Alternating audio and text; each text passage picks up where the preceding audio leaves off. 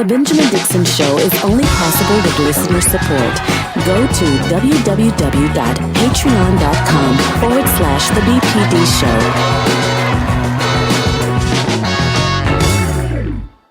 Today is Friday, April 1st, 2022, and welcome to the Benjamin Dixon Morning Show. As always, I am joined by Dr. Carl Mack, who doesn't consider himself to be a historian, but he is most certainly our historian. Good morning to you, Dr. Mack. How goes the morning? Oh, man, the morning goes well, Brother Ben. Thank you. It was a little tough getting up this morning. So, well, you know, I have to say I appreciate. I do appreciate you being with us this morning. We have a long haul ahead of us, and I just checking text messages. It might end up being you and I for the majority of the day this morning, but that's what we're here for. So I definitely appreciate you. Six. Let's roll it. I appreciate you having my six. Let's start how we always start. We root this show and everything that we do with a framework in history, in Black history, in our history. So, hey, Google, what happened today in Black history? On April 1st, 1897, social worker and humanitarian Juliet Derricotte was born. Derricotte was renowned for her work on promoting racial harmony. She attended Talladega University, the first university in Alabama to accept Black students, and later became the first Black woman to serve as Dean of Women at Fisk University. Following a car crash, Derricotte was refused admittance to a segregated hospital and passed away due to her injuries in 1931. Adapted from Black Heritage Day 4 calendar by author, lecturer, and civil rights activist Dr. Carl Mack. So, Ben, there you have it. You have this world-renowned. Ben, can you hear me? I can hear you now, Dr. Mack. I'm having signal issues on my side. Please continue. Yeah. So here you have this world-renowned humanitarian traveling home to see her mom, involved in a head-on collision. She's in Chattanooga, Tennessee. And when they wouldn't admit her to the hospital, Ben, hey, Ted Cruz and all you other conservatives, they didn't admit her. And it wasn't because of the content of her character. That's right. So she died. Her and one of her students needlessly died. Not because of the content of the character, but because of the color of the skin. And so there was tremendous outrage behind that. So a little sobering on this April 1st, but nonetheless, that is the ebb and flow of our history. And, you know, that's where our strength, our courage comes from sisters like Julianne Derricotte. You know what, Dr. Mack, I know it is sombering, but such is our history. And I think this is why so many times there is such a pushback against so-called critical race theory, when in reality, the pushback is against our history. They simply don't want these points of history to be told, because as you said, it's not because of the content of our character that they did these things. Yeah, you know, Ben, I don't want this story to just sound like a story. I need for folks to just imagine that this sister is in a head-on collision. Her and one of her students. And a hospital just says, no, it's a Black woman and a Black girl. We're not going to take them. And they literally take them to the home of a Black woman named Nina Johnson. And as a result of their injuries, the following day they die. Just unconscionable. Absolutely. Yep. Well, we do remember and commemorate on this day, April 1st. Dr. Mack, it is it's just a reality. You know, I was talking with our sister Rebecca Azor this morning. She's not going to be able to join us this morning, but it's just a reality that part of our job, part of our responsibility is to cover this, you know, all of our, every morning we can't have joy, not every second of every morning, because when we actually look at our history, if we look at our history, it's radicalizing in and of itself. Well, you know, the story may not be a joyous one, but understanding that history shall bring us joy. Absolutely. There you I go. appreciate that. That's the. Oh, I want to bring it to the conversation this morning. Justin Streckel, he is here this morning to discuss with us the MORE Act. The MORE Act is a piece of legislation that I am supporting, Dr. Mack, and it is, when we consider the world shifting. America, particularly shifting as it pertains to marijuana and the legalization of marijuana. There are so many companies that are poised to make billions. There are some states now, there are cities, and just the revenue is so high. Yet there are Black men and women and marginalized people who are in jail now. And so the MORE Act addresses some of this. Good morning to you, Justin. Thank you so much for joining us.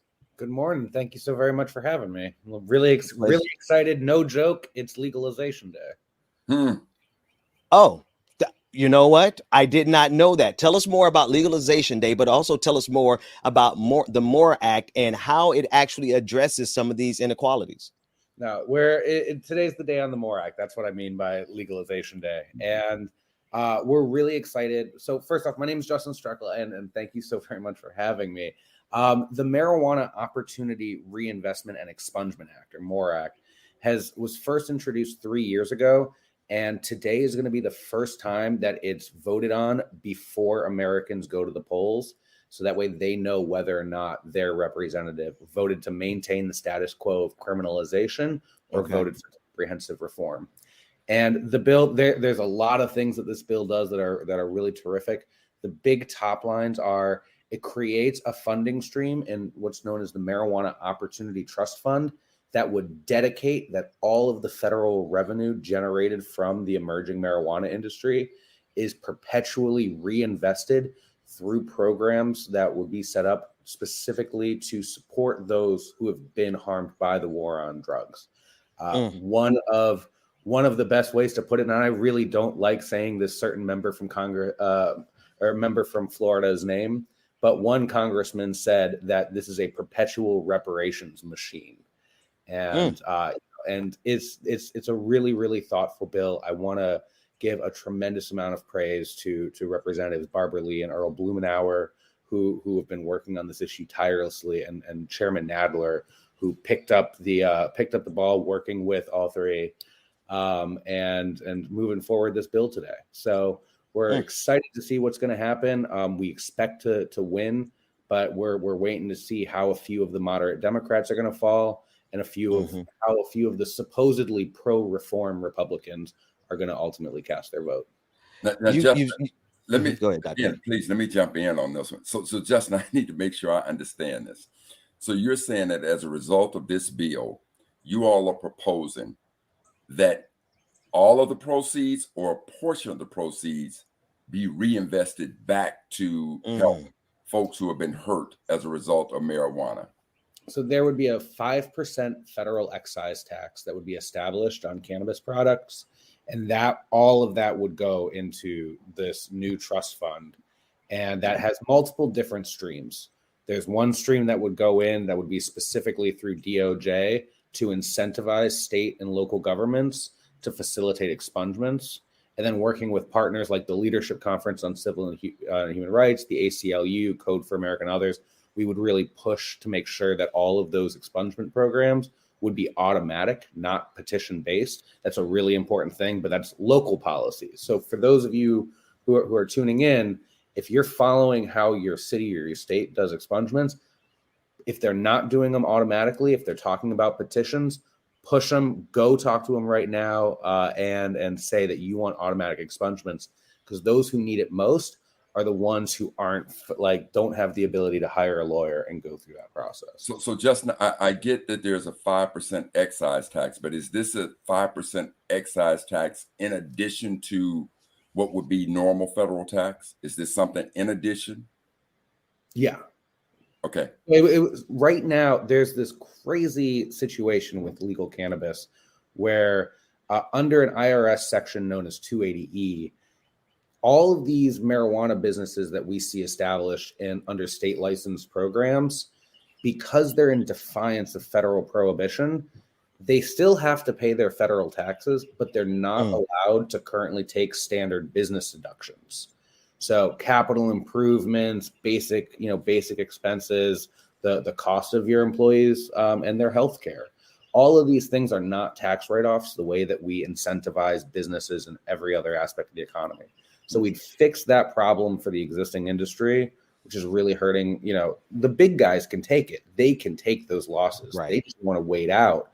And it's really hurting small businesses.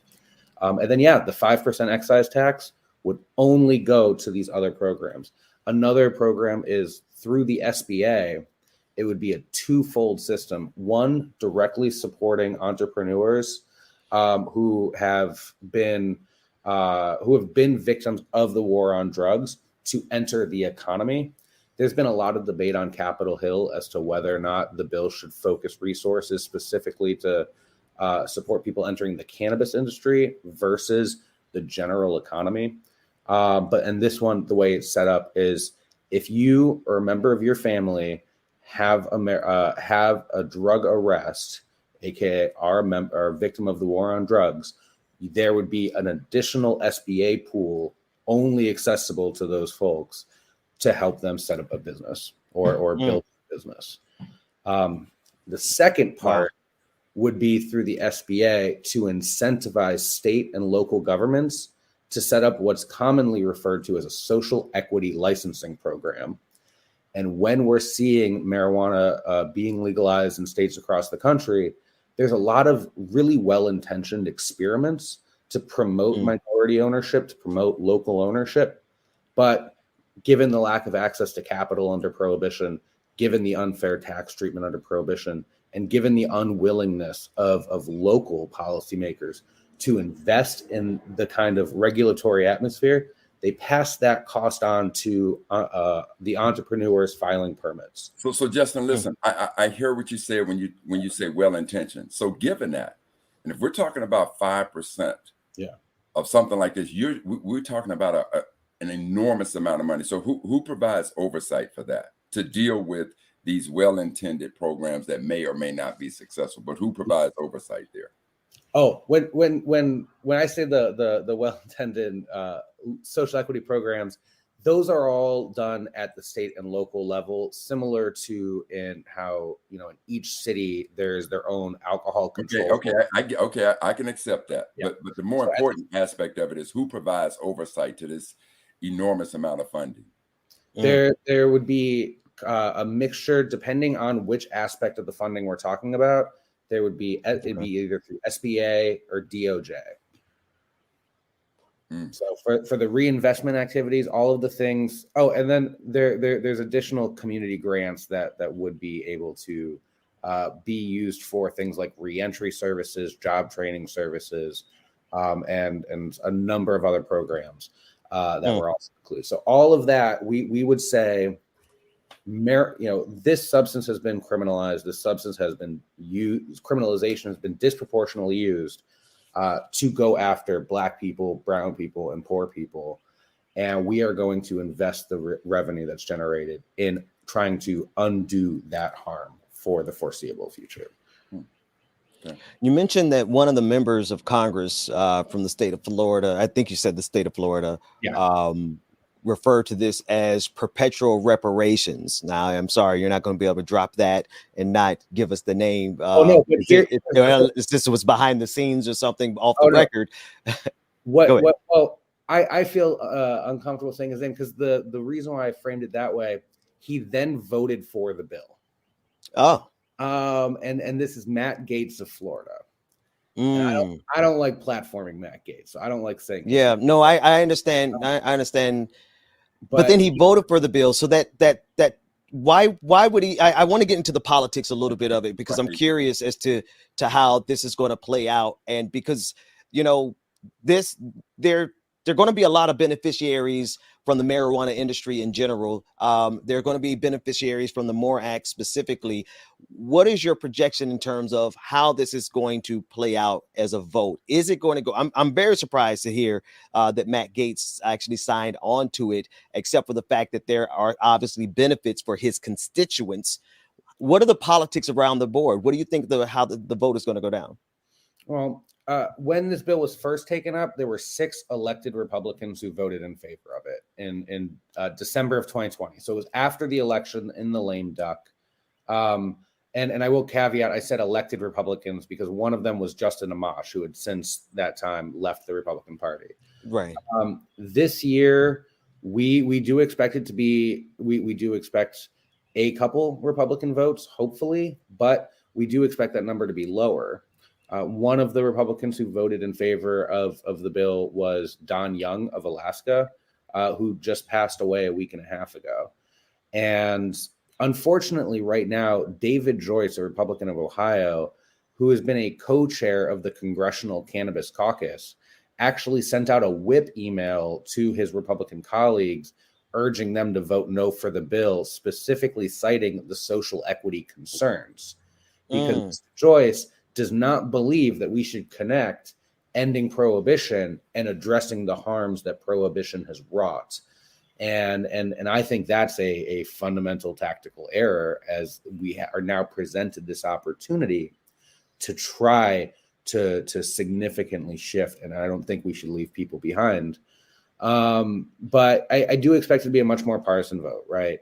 And so, John, I'm sorry, Justin, let me ask this question. Where's John Boehner on this situation? And for most of us who may remember, John Boehner used to be Speaker of the House. And now I do believe that he is a very big lobbyist for the cannabis industry. So where's John Boehner on this issue? So I was just talking with one of the folks over at the Cannabis Trade Association, where John Boehner is the chairman. Between us, I think that their organization plays up how active John Boehner is more than John Boehner is really that active. I don't feel just to say the quiet part out loud about how trade associations work and why they bring in lawmakers, so that way because we're here, we know his name, but and their trade association is called the National Cannabis Roundtable. They're officially publicly in support of the MORE Act.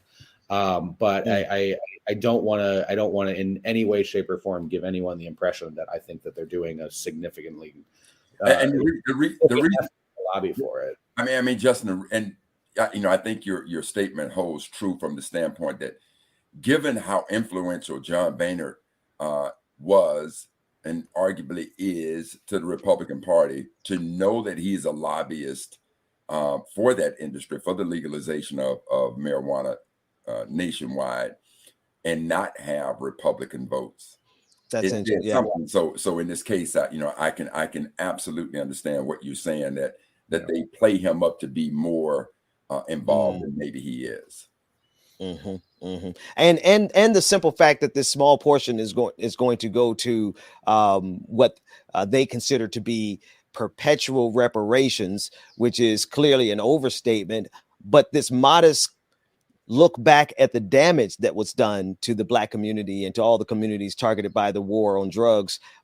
Even this is too much for some of our colleagues on the other side of the aisle, I guess we'll refer to them as. Justin, I want to thank you for coming on this morning and updating us on this. Go ahead, Dr. Mack. Before we let him go, Justin, I just want to bring this maybe a little bit closer to the Black community. With Judge Jackson going through confirmations as U.S. Supreme Court. Now, she was on the Commission for Sentencing Guidelines.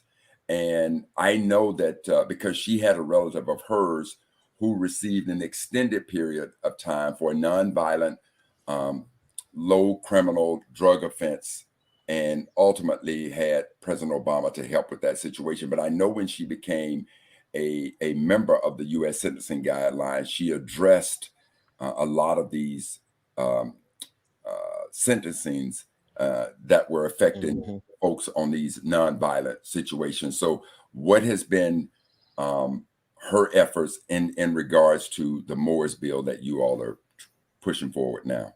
Oh, well, so the judge has not been out in support of the bill, because that's not, we want her to stay in her lane so that way we can put her on the bench. Because, oh my goodness, the Republicans would attack her if she had even commented on this.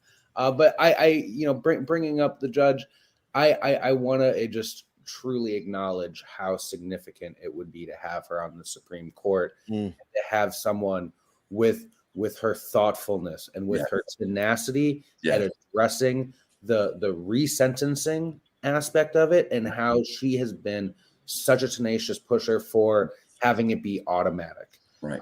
Because I say this on the Hill all the time. They say, oh yeah, there's expungement programs. They're petition based. Those who need them the most, they are still out of reach, or they might not know they exist. People should just get a letter in the mail that says weed's okay now, and you no longer have a criminal record. Right. That's right. And absolutely. Before we hop, I want to say thank you to Act TV, who joined on as a co-sponsor of a petition that my organization Bullpack put forward. We got almost 60,000 signatures. And wow. I was using that as leverage when I was talking to the speaker's office and the leader's office over the last few weeks. And it, in concert with all of the work of the Marijuana Justice Coalition, we were able to get this vote because we wanted to see this vote before they went on recess for the month of April. Well, Justin, I echo Ben's sentiments. You've been very insightful. I know to both Ben and I, and I'm sure to our listeners of giving us updates on your progress. And I want to congratulate you guys for some real out of the box thinking. I would have never, in my wildest imaginations, brother, would have thought that you would have gotten this far with what you proposed. And I certainly appreciate that. And just one final question to you. I know that there's been a lot of talk around legalization of marijuana nationally. And I know that we have pockets of it in various states. But right now, what makes it cumbersome for marijuana to really take off is because it doesn't have that federal legalization, which means they can't use funding raised in American banks. So the whole banking system can't be a part of it. So given that, when do you expect for marijuana to be federally recognized and legalized in this country? I get asked that question a lot, and I, I'm going to give you my cop out answer, which I'm not a pundit. I don't have a crystal ball. I'm an advocate. And it, I recently left my previous organization to set up a PAC because I think it's absolutely critical that we need to go defeat some prohibitionists in the Senate, because the number that keeps me up at night is 60. How is it in this partisan, polarized, toxic environment do we ever get 60 votes on a marijuana bill in the U.S. Senate? It could be 2 years from now. It could be 10 years from now. It could be we never do it and the republic falls with prohibition still intact. It's, I take nothing for granted. And unfortunately, under this current system, we now see some marijuana companies preferring the status quo compared to comprehensive reform because, lack of access to banking systems.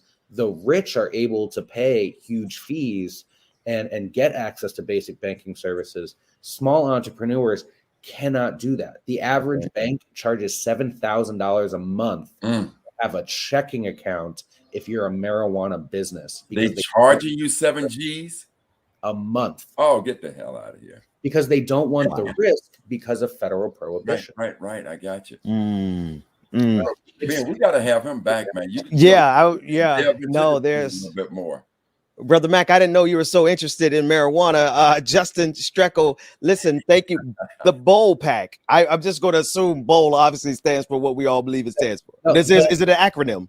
Better Organizing to Win Legalization. Bull Pack's the pack that wants to defeat prohibitionists.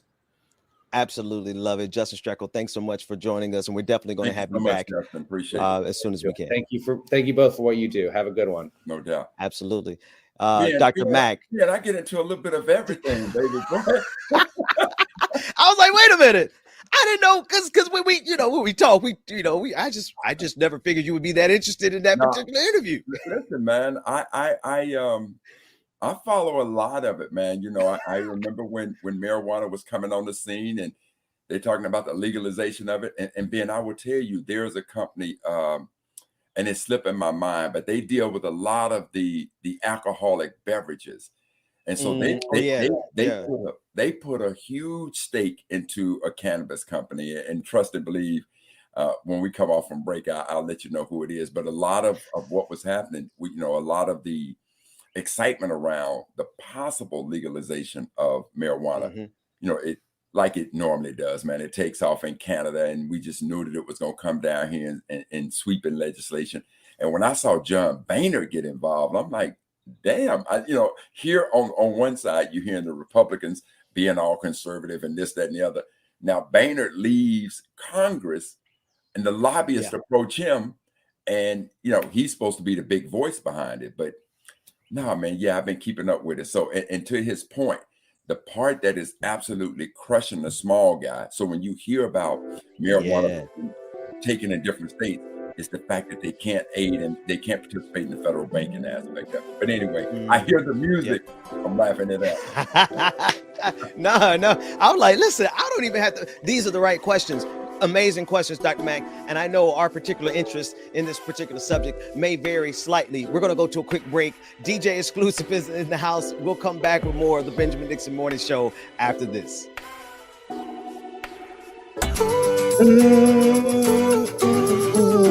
Tiger, good morning to you, Tiger. Iris, good morning.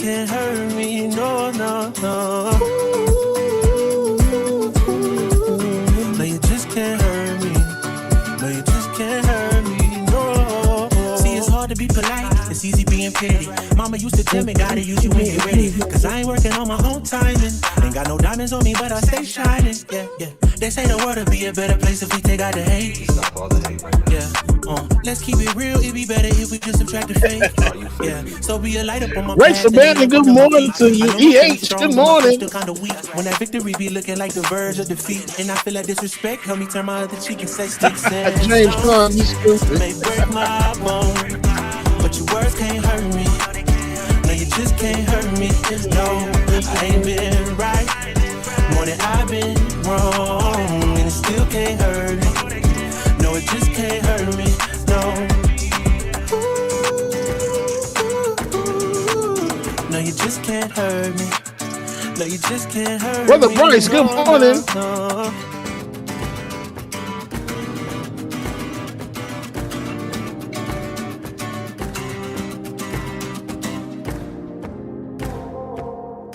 EH will drop it later on today, if I'm not mistaken. It'll be in the Patreon, maybe the Discord. Yeah.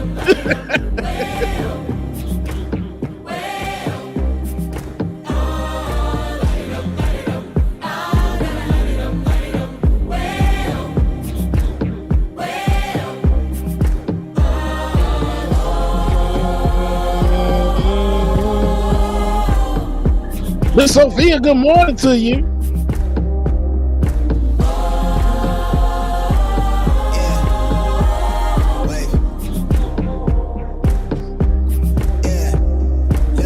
Lunch break, hot take, good morning.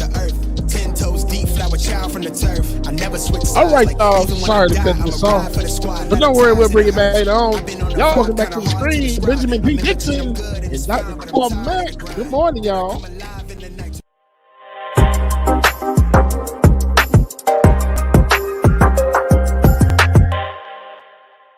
Welcome back. It is Friday, April 1st, 2022. We're back in the Benjamin Dixon Morning Show on the clock. I am here with Dr. Carl Mack, and I am also here with DJ Exclusive, who brought us in. Good morning to you, DJ Exclusive. How's it going, brother?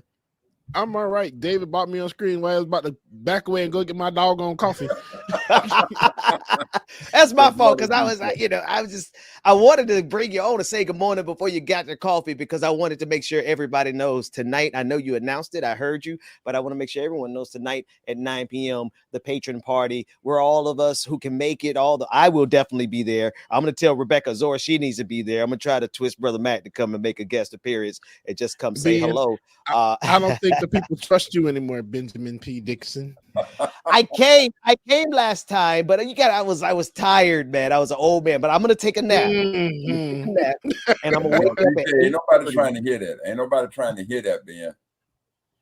I will be there. I'm gonna. I tell you what. If all 5 of the hosts show up, Now, I will put me in that. I would do a whole dance routine for the Patriot Party tonight. And I mean, I might even twerk, man. I know this is not on the clock. We're not streaming on the channel right now. Okay. Just say it. Listen, if the whole family shows up, we're gonna have a good party tonight. But 9 p.m. DJ Exclusive has been holding it down for over a year. Almost how long have we been doing the patron parties? It's been a minute. The whole pandemic. Probably about a year. Yeah, a year and a half. Bubba, I'm going on the clock right now, Bubba. Send me, Bubba. I'm going to be there. I'm gonna be there for a short period of time. But Bubba, you tell me I'm coming in as support of Bubba. That's it. That's it. That's it. Look, do it, Rebecca. She'll come in for like 5 minutes. Okay, y'all. Hey there. Okay, I see you. Okay, good. All right, y'all. It's time for me to go. I got to go out and go party and shake my booty somewhere. That's Rebecca. That's Rebecca's story. All right, DJ Exclusive, man. We'll let you go get your coffee, man, before you cuss us out. All right, Doc. There you go. But Ben, listen, I gotta circle and close up that whole little marijuana conversation. Yeah. Right? So the name of the company, that has taken a big stake in the cannabis industry is Constellation Brands. And so if you take a look at them, man, they own a lot of beers and spirit companies and the likes. And then the marijuana companies that they were interested in, I think they took a stake in the Tilray. It's the name of the company. Tilray is one. Canopy Growth is another one. So, and I want you to know this, the reason why Justin is always asked that question, when do you think the federal government will legalize marijuana? Because we're all looking to go in and buy stocks in those companies. Just to let you know. Full transparency. Well, no, I know. No, I know. That's why I said at the end, I said, I think our interest in the product is totally different, but I mean, I'll invest in it as well. I probably have already invested in it. Anyway, let's go to some international news on this Good Friday morning. We want to give some updates on what's happening in Ukraine and in Russia. And one of the things before I even start, Dr. Mack, is that I've been paying very close attention to the propaganda machine, the Putin propaganda machine that is active in the United States. And we have a clip today from Russia itself pointing to that propaganda machine in the form of Fox News. Russia State TV played a clip of Tucker Carlson from Fox News along with Tulsi Gabbard, a former politician, presidential candidate. And they are celebrating this clip, pointing to the United States as a source, pointing to Fox News and Tucker Carlson as a source for them. We'll get to that in a moment. But first, a few updates. U.S. citizens have been targeted, according to Fox News, in Russia hang on. Actually, let me start this one again. All U.S. citizens in Russia and Ukraine should depart immediately. And this is according to State Department spokesman Ned Price. He's announcing travel advisory update based on the reports of U.S. citizens being targeted in Russia and Ukraine. Let's take a listen to this clip. In recent weeks, as you've heard, we have seen reports that Russian security officials have singled out and detained U.S. citizens in Ukraine and in Russia itself. We have also heard President Putin denigrate equality, free speech, and human rights for all. For these reasons, we are warning U.S. citizens that the Russian government security officials in both Russia and in Ukraine may be singling out U.S. citizens based on their nationality. Our updated travel advisories now reflect that information. We reiterate that all U.S. citizens in Russia and Ukraine should depart immediately. Dr. Mack. Well, first of all, he's not very convincing. They need to have somebody that sounds more human up there than him. Let's start with that, right? But Ben, listen, man, I need you to go to this clip where the Russian propaganda machine is using Fox News, because I got to tell you, as a person that respects history, right? How would you like for your history to be written that you were used to justify the invasion of another country? Little Tucker, see what you get for playing with fire, player. Y'all been playing with it. That now they done took your network and somehow, Ben, because I can't read Russian, so I don't know what that's saying. So, I need to pick out your best Black Russian, and I'm not talking about and tell me exactly what the hell they saying. Yeah, okay. we're gonna get to our treats after we get to the vegetables. I got one more update on Russia before we get to the, because it actually, and the thing about Ned Price, the reason I laughed so hard when you talked about Ned Price was every time I have to cover that guy, I think the same thing, but I've never said it. He's like a robot, like a uncharismatic Borg up there. Just let me put it this way, Bill. If they said, "Hey, Carl Mack, we need, Brother Mack, we need you to deliver this message that, Americans need to get out." Okay, listen up, fam. Let's nobody pretend like we don't know what's going on here. And I'm telling you right now, Putin and the Russians are targeting us. They identify you as American, and they're gonna get your ass. So I'm telling you right now, you need to get up out of there. It ain't like you can hide. Don't be saying you ain't been warned. Now we are telling you, if you've been in a hole somewhere and you don't know what's going on, get home ASAP. You understand what I'm saying? Now the countdown is on. You've been warned. You're on the clock. Okay. See, this is what, like, Georgia is out saving the world. This is literally what happens whenever she's not here. I'm trying to tell them to get on, but you can't be. We have noticed that the Russians aren't targeting. Maybe I should skip to this next clip in a hurry. Okay, this is the last thing. This is I do want to give this before we move on. Vladimir Putin has authorized the Russian military to draft around 135,000 more citizens to aid in his Ukraine invasion. The draft is scheduled to take place between April 1st, today, and July 15th, and will impact men the ages 18 to 27. Let's play that clip really quickly. We start today with breaking news in our world lead. New signs that Russia is in this for the long haul as Vladimir Putin's invasion of Ukraine enters its 6th week. Today, the Russian leader authorized the military to draft approximately 135,000 additional Russian citizens. And NATO Secretary General says, quote, "We can expect additional offensive actions, bringing even more suffering," unquote, for the Ukrainian people. On the ground, a clear shift by the Russian military, now redirecting forces to the east, to the Donbass region, where Ukrainian officials are reporting heavy shelling. There was also an intense bombardment in the eastern Kharkiv region, which a Ukrainian military official says has prevented the opening of evacuation corridors there for citizens to escape with their lives. So it is both a sign of their commitment to this illegal invasion in Ukraine, but also a sign that I think Vladimir Putin is in some trouble if he's having to institute a draft this quickly into this process. Or what are your thoughts? Do you agree, disagree? What do you think? Well, I absolutely agree. And right now I can hear the words of Big Homie as he said, he has turned this into a soup sandwich. That's without question. I mean, never in my life, Ben, I got to tell you that when this invasion started, I said to Al Rutherford, I said, bro, if they invade by Friday, it'll be over by Sunday. I literally looked at it as it would be that quick. And I got to say, man, much ups to the Ukrainian people. And it's something to be said about when you come into somebody's lands and trying to take their homes and what the male figures are doing or saying to their females, to the women. Look, we're going to stay behind. We got to handle this. And I'm just trying to, you try to put yourself in that position of saying, as a man, you're going to evacuate with your family. I know it just comes a point, man, when you have to draw that line. And there is much respect to the Ukrainian people for holding off, the big bear. Holding the line. Bear for as long as they have, to the point that he's now got to go back and go get more recruits. I can tell you right now, Ben, that was not in his playbook. That was not in Putin's playbook. Especially not this soon. No one expected them to be a couple of the tactics that I loved that I've picked up on from Ukraine watching the story is that they have turned every road sign in the Ukraine on the pathways that Russia's coming, all the corridors and the roads that Russia is taking, they've turned them, they've changed them from saying the city to saying F you, Russia.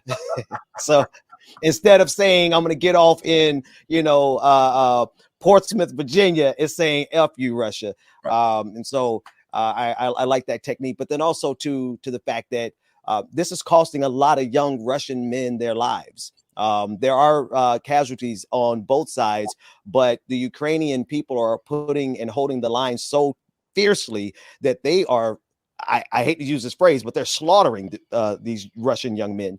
And it's most unfortunate that they are in this position to have to kill in order to protect their homeland. But Brother Mac, you only have one home, right? And so why would we expect the Ukrainians to do anything less than to fiercely hold the line? So definitely. Now let's get to the thing that I really been wanting to get to the whole time. Same thing that you had, Brother Mac.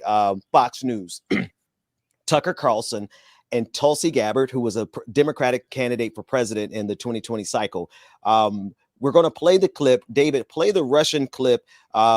We have the translation, but it is not a translator on it. So you're just going to be listening to Russian for a second, and then we will read the translation as it was given to us. And then I want to play the clip separately, because I want us to hear very clearly how Fox News, Tucker Carlson, and Tulsi Gabbard are all doing the bidding of Vladimir Putin. Let's play the first clip. Man,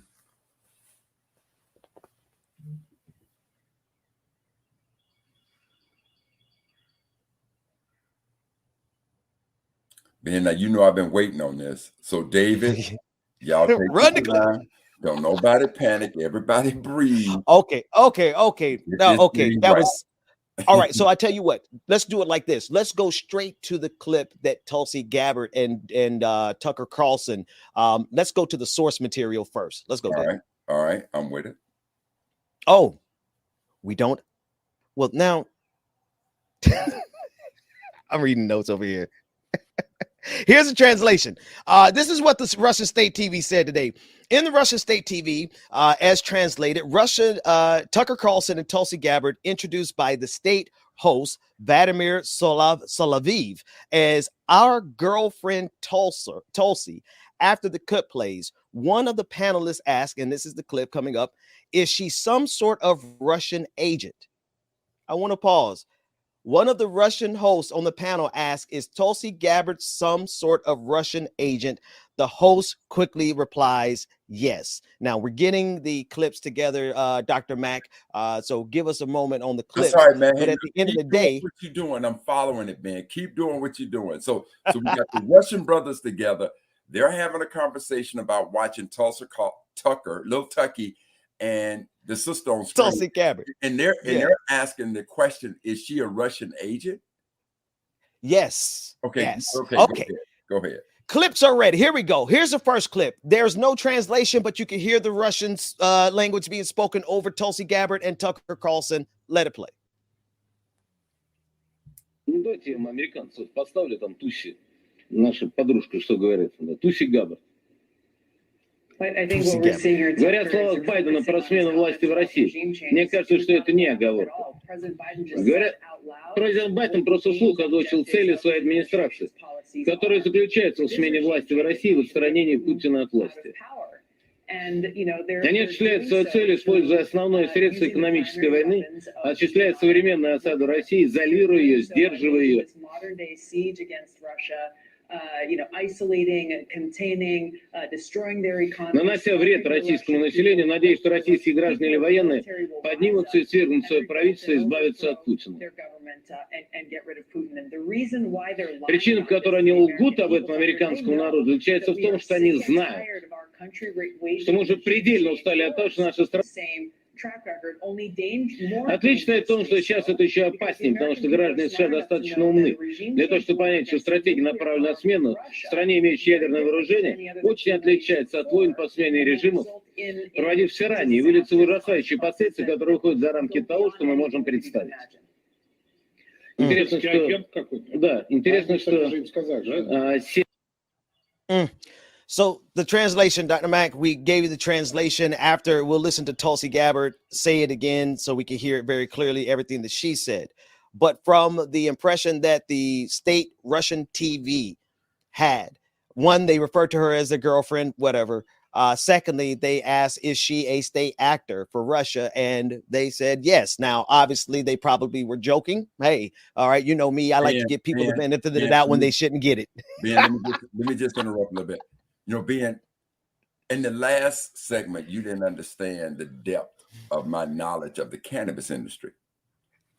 I didn't understand your depth of your interest. That's all. But what I'm saying is this. I could have interpreted that Russian for you.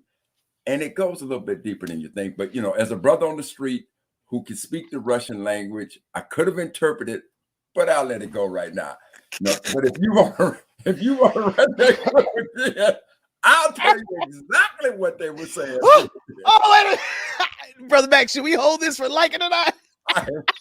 We'll hold it for like it or not. Proceed with the serious. I think we better hold that for like it or not, because at the end of the day, Brother Mac, well, here's the full clip. Here's the argument being made, and I want people to understand this. While we're laughing about this morning, here's something that has been true about American foreign policy. Domestic politics end at the borders, at the shores.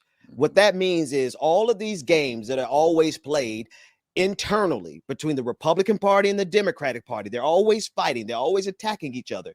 It has been a standing norm in this country that when it comes to foreign policy, we speak with a unified voice. That has been in a place that now we've come so far from that, mind you. Now, I don't know if that's necessarily a good thing, but that has been the thing. We have come so far to this point now where a former candidate for president and a full-fledged media company is doing the bidding of Russia state television. I want us to play what Tulsi Gabbard said so we can hear it very clearly. And I don't understand how the Democratic Party can continue to support someone who's completely out of control. I think what we're seeing here, Tucker, is we're focusing on his comments about regime changes. It was not a gaffe at all. President Biden just said out loud what the aims and objectives of his administration's policies are, which is regime change in Russia to get Putin out of power. And, they're doing so through using the primary weapons of economic warfare. They're doing so by waging this modern day siege against Russia, isolating, containing, destroying their economy, starving the Russian people in the hopes that the Russian people or the military will rise up and revolt and overthrow their government and get rid of Putin. And the reason why they're lying about this to the American people, Tucker, is they know that we are sick and tired of our country waging regime change wars. We remember how costly and devastating these wars in Iraq and Libya and Syria and others have been, and we reject them wholeheartedly. She threw in Syria.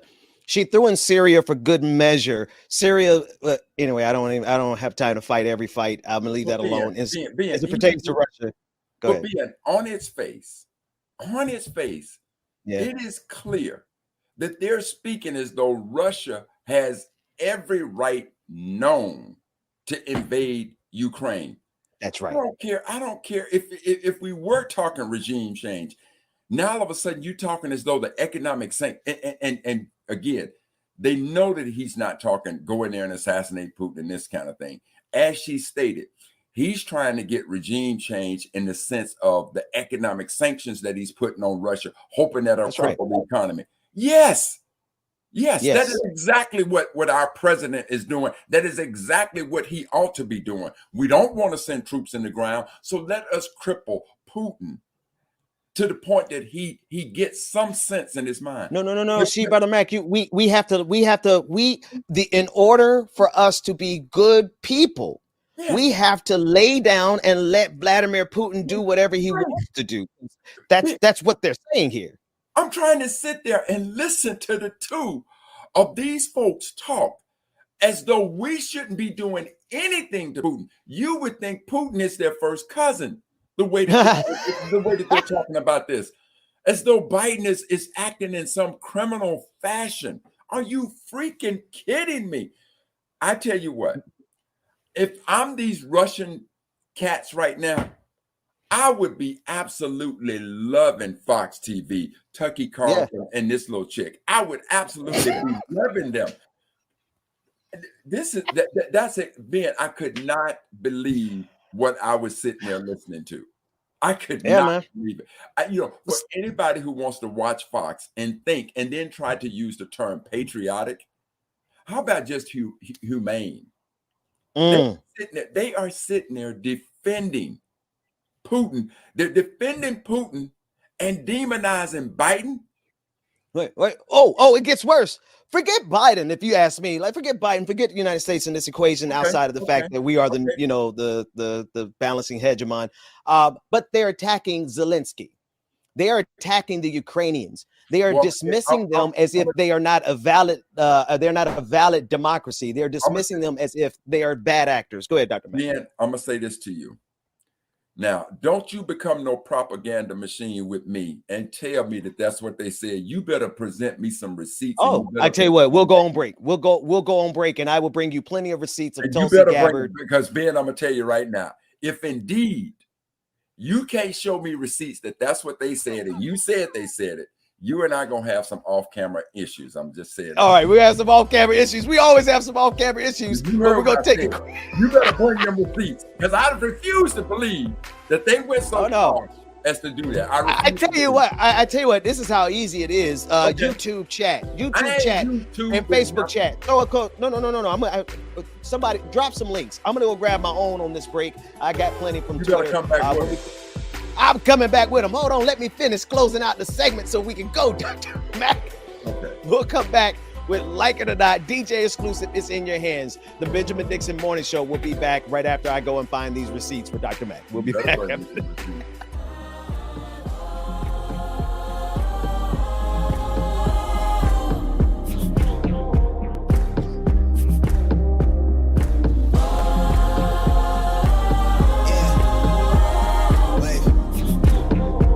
All right, y'all, make sure y'all stay tuned, man. We got more coming up next. Like it or not, it's going down. Starts next, y'all.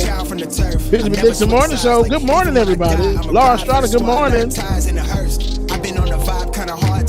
Alicia, good morning. Priscilla, what's going on? Amber Layla, Truth the Dragon. Brenda Johnson, good morning, y'all.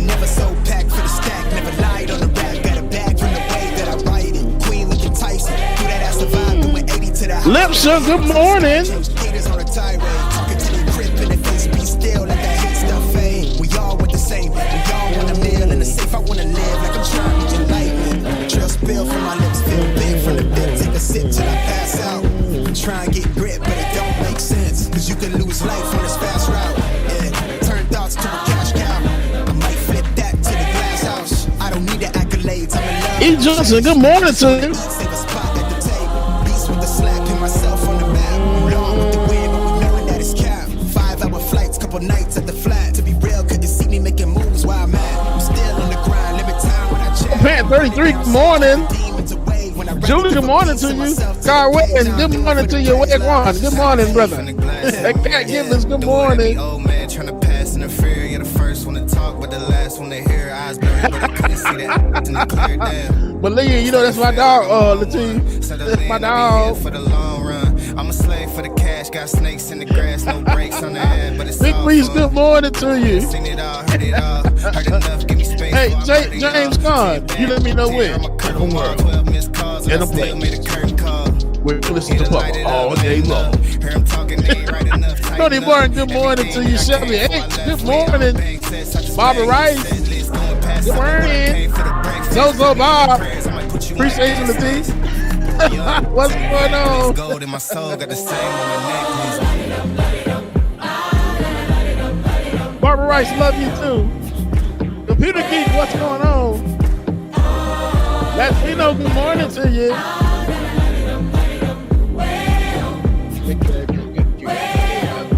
All right. The swordfish has no natural predators to be afraid of, except for the pinfish, which is supposed to be even mightier.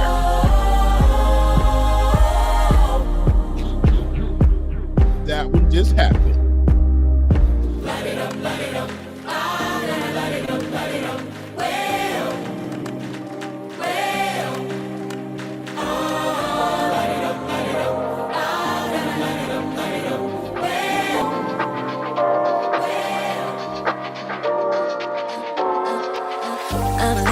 Naughty.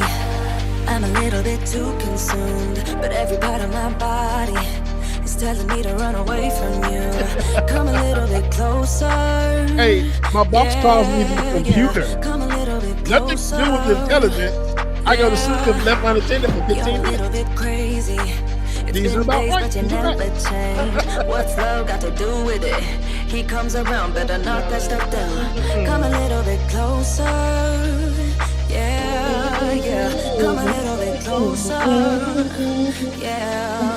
To all my ladies who got a brother that doesn't treat them right, put your finger right in his face and tell that man bye-bye. I'm too fly. I'm too fly. Bye-bye.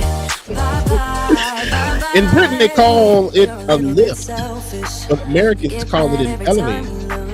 I guess we're just raised. I'm scared you're gonna blow your fuse. Come a little bit closer.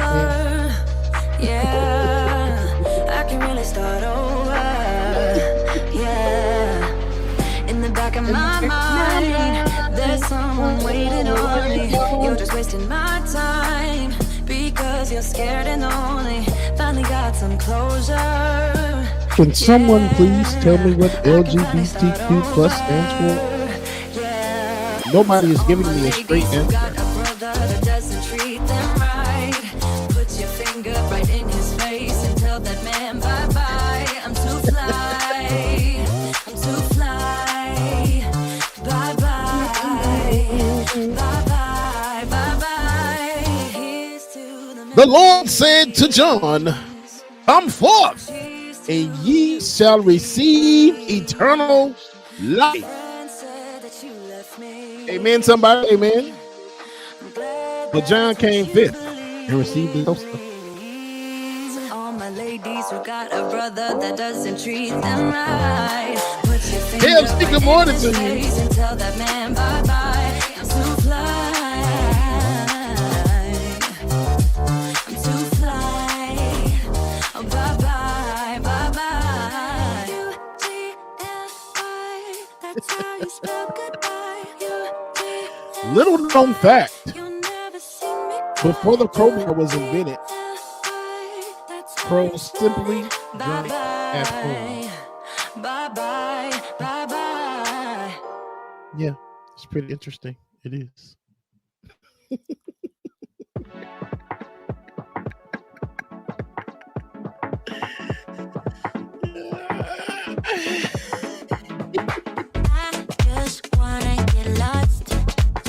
Oh, wait a minute. Wait a minute. Wait a minute. This, let me see. Wait a minute. Where is it? 97% of people are stupid. Thank God, and then the other 5%. What has 5 toes and isn't your foot? My foot.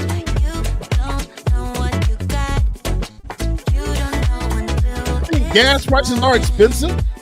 Have you seen chimneys? They're whoop.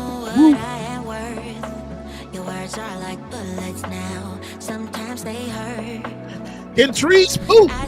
Yes. How else do we get more 2 pencils? There can be 100 people in a room, and 99 won't slap you, but 1 will.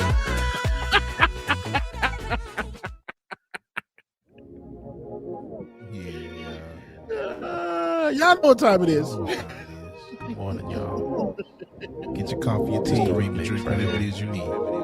It's time for Like It or Not. 9 a.m. to 10:30, yeah. Like It or Not is on your channel, yeah. Politics and culture is we change skin like we're supposed to, yeah. Interviews and all the news, we get to choose what gets the views. Like It or Not with Queen Azor, get started now, so stick around. Like it or not, it's going down.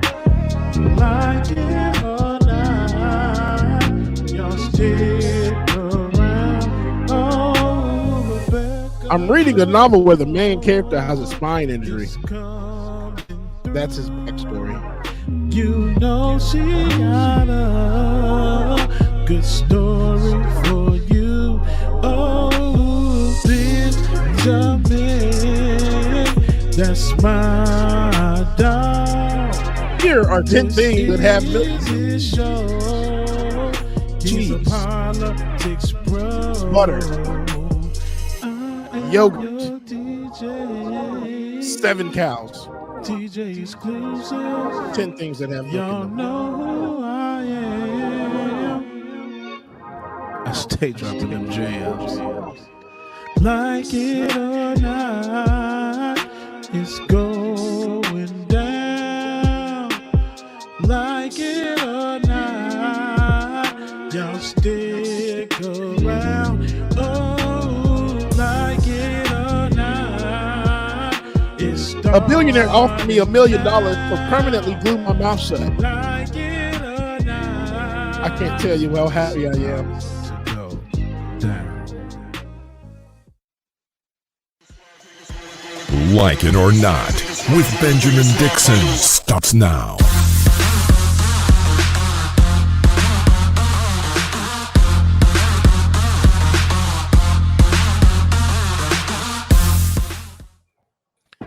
Good morning, people. DJ. I got nothing for you, James. I got nothing for your He's supposed to Well, say good morning. Good morning and welcome to Like It or Not, where you're free to tell the truth. And not care who doesn't like it. Yeah, damn. James, DJ. you unloaded the clip. Man, You didn't leave. I couldn't hear the jokes, man. You can hear him? No, the music was a little too loud. I need to be able to clearly hear the genius that is James Bubba Williams. I say turn the music up louder. No.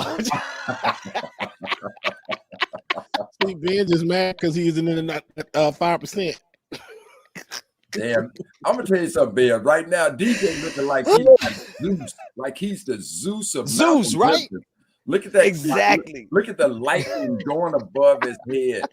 You are the Black Zeus. But DJ, look, before I get into that, Ben, I need my damn receipts because you made some allegations that were tough. Come on, what now, let's go back and rehash what it is you told me you was. So we're talking about Fox News, Tulsi Gabbard, Tucker Carlson, and Vladimir Putin, Russia, and little Tucky. And in the last segment, you were shocked to hear Russian state television basically call Tulsi Gabbard their girlfriend and say that she's a state agent. And even more salient, Dr. Mack, you said when the history of this war is told, Fox News is now a permanent part of the record because of how they help Vladimir Putin. Let's call them Russian allies. Russian allies. Well, I want to call them Putin allies because I rock with Russia. I rock with Mother Russia. I just don't rock with Putin. I rock with Putin. Yeah. I think that's better. Yeah. Putin's allies and Putin's propaganda. Okay. Here's a clip that I said, this is one of the clips. I went on and said, Dr. Mack, they don't stop there. Hold on, I'm sorry. Go ahead. DJ, you appreciate this. So soon as being said, Putin's propaganda, I was thinking Fox News is down with PP. Dr. Mack, you stupid. Go ahead, man.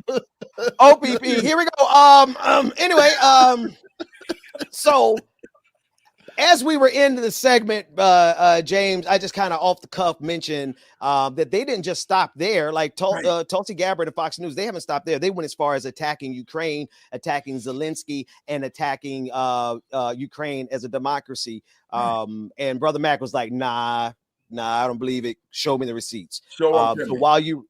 Yeah, so I went and got one because I only had time during the break to get one. And this is from a live stream from Tulsi Gabbard. And it speaks for itself. David, if you have it, let's run the clip of Tulsi Gabbard as she explains why Ukraine isn't really a democracy. Now, here's something you are not going to hear on the mainstream media. What you do hear is warmongers arguing that we must protect Ukraine because it is a quote unquote democracy. But they're lying. Ukraine isn't actually a democracy. For example, to hold on to power, Ukraine's president shut down the 3 TV stations that were openly criticizing him and his policies, imprisoned the head of the opposition political party that had come in second place in their elections, and went and arrested and jailed that party's leaders. This is exactly what Putin has been accused of doing. But Ukraine did this all with the support of the United States. Here's something you are. Now, she doesn't tell you that those 3 stations that were shut down were Russian affiliated stations and elsewhere, but she's attacking the she's saying that here's the thing, Dr. Mack. One of the most and Bubba, we actually covered this. One of the things that the Russian soldiers who are on the ground are surprised to encounter is, in fact, that Ukraine is a democracy. That's right. The Russian soldiers thought that they were going in to liberate the Ukrainians from concentration camps, because he was going in there to denazify Ukraine. And here is Tulsi Gabbard saying, it's not a democracy. So Ben, that's what I could find during the break. Okay. Now, Ben, let me say this to you. I got more if you need more. No. Sometimes, I don't need to stick my hand in fire more than one time to realize it's hot. You bought home a receipt. Now, what helped that receipt a great deal, because see, I didn't know what TV stations the president had shut down and that they were Russian TV stations. So when you filled in the gaps, it made your receipt solid. Did I lose my signal? So at this point, Ben, I just want to say, you showed me exactly what I asked you to bring. And bro, I'm going to tell you what. You just got to imagine. I'm telling you, when we get older, we begin to think about, damn, we finna die. And you start thinking about your mortality. These folks are going to have some shit on their head when they think about the fact that they stood down with OPP, other Putin, that they were part of OPP. I'm going to leave that for DJ. I'm going to leave that for you. The Fox News is down with OPP. Is down with OPP. Ain't that something? Fox News is pushing P, y'all. Fox News is pushing P. They pushing P. and right now, brother DJ, that we done shut Ben down, Ben Fox News. Fox News done found them. They really. Oh, you're back. Ben, did you hear what we said? Look, Dr. Mack. Yeah. Dr. Mack, him and David lost us. Looks like they talking about. I have no idea what you guys are saying. I don't know what James is saying. All of a sudden, the audio cut out on me. I'm not sure. You don't know. No, I can hear both of you. Okay, but listen. So Ben, while you and David were off in the abyss, I heard the whole thing. I don't know what the confusion's over. Okay. Well, okay. DJ and I have come out with Fox News is down with OPP. That's the new saying. Yeah. And yeah. So down with OPP. DJ gonna have to put together DJ. You got to put together a song with that. That's what it is. Right, Dr. Mack. That's hilarious. And of course, we've lost Ben. Looks like that's okay. So. That's okay, DJ. I need for you to tell me what happened in the latest Chris Rock comedy show. I'm understanding that his show took off and he walks out on stage and he's got like a 20-minute standing ovation. What's up with that? So from what I heard, he did go on. He did do the show. Mm-hmm. He did get up there because somebody snuck audio. Of course, somebody always figures out what to do. He got up there, basically said, he was like, damn, this man just slapped me. This is basically what he said after the show, what happened. So after it happened and everything, he basically got up there and said he's not going to talk about it. He's still processing it right now. So he doesn't know what he's feeling, but he's still processing. So he's not going to talk about it yet. So he didn't talk about it at all at the show. But all his shows now are just about sold out. Every show just about sold out. Yeah. And then Will Packer, like right before I logged in, Will Packer was actually on an interview on Good Morning America talking about it. And Will Packer was the producer of the Oscars. And he's done a lot of work for Beyonce, Tyler Perry. He did Girls Trip. So Will Packer has done a lot of stuff. So David said we got a clip for it. Oh, yay. Good job, David. But he just said on there, he was just totally shocked by it. Just blown away. When I tell you the man looks stressed out and tired, he looks over. Now this is the producer for the Academy Awards, right? This for the Oscars. Yep. So I think each year they have a different producer. So this year was the black producer that produced the show this year. So look, DJ, I know that there are people who have said that this incident put a cloud over his work. How did he feel about it? I know he was shocked about it, but did he feel like that took away from his efforts as the producer? You know, that part I didn't get a chance to see, but I think he does feel that way because here it is, you know, it was set to be a black production, and that everything that happened with Will Smith and Chris Rock just totally overshadowed everything he had done. So it's just like that slap just canceled Beyonce's performance out that was bomb as hell. Then it canceled out Questlove's Oscar that he had just won for that actually Chris Rock was presenting for Summer of Soul. If y'all have not seen it, please see it. It's an awesome documentary, Dr. Mac. You'll like it as well too. Wait, what's the name of the documentary? Overshadowed a lot of stuff. Summer of Soul. Summer of Soul. Okay. Yes, it's when I tell you, it's a throwback to all the music from the 60s and 70s in Harlem, where there's like they had everybody come out for this huge festival. So you got Sly and the Family Stone, Gladys Knight and the Pips. Everybody was out there. And when I tell you, you want to listen to some good music and just hear it, you'll love it, Dr. Mac. Now, I'm gonna tell you the other thing that I saw, that Shaquille O'Neal and Steph Curry won an Academy Award for their documentary, The Queen of Basketball. And I don't know if you know that particular documentary, DJ, but The Queen of Basketball is about my home girl from Mississippi, Lucy Harris, and Lucy Harris from Mentor, Mississippi. She was the 10th of 11 children born to sharecropping parents. The bottom line is she went to this small school in Mississippi, Delta State University, and ended up leading them to the national championship 3 years in a row. And she became the first woman officially drafted by the NBA. She was drafted in the 7th round by the New Orleans Jazz. And so, and the other thing that was historic in what she did was when for the first time, they introduced women basketball to the Olympics, she scored the first points ever.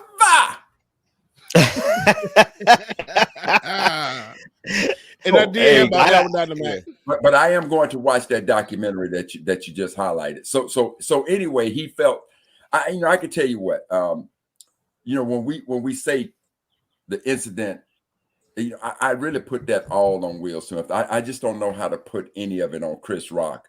But the show, one of the things the brother should know is that his Academy Award show arguably is going to be the most rewatched Academy Award show in history of TV. So facts. Unless somebody can do something next year that tops that. There you go.